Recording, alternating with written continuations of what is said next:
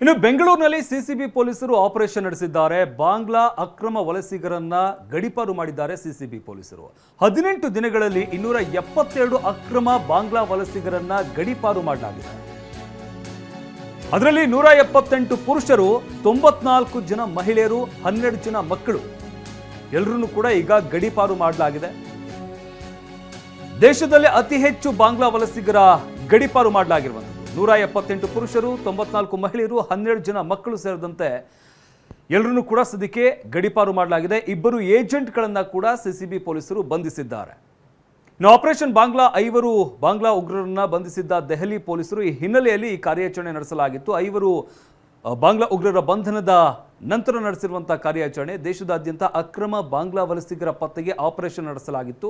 ಬೆಂಗಳೂರಿನಲ್ಲೂ CCB ಪೊಲೀಸರು ತೀವ್ರ ಶೋಧವನ್ನು ನಡೆಸಿದರು. ಅಕ್ರಮ ಬಾಂಗ್ಲಾ ವಲಸಿಗರನ್ನ ಹುಡುಕಿದ್ದಂಥ ಸಿಸಿಬಿ ಪೊಲೀಸರು ಒಟ್ಟು 272 ಮಂದಿ ಅಕ್ರಮ ವಲಸಿಗರನ್ನ ಗಡೀಪಾರು ಮಾಡಿದ್ದಾರೆ.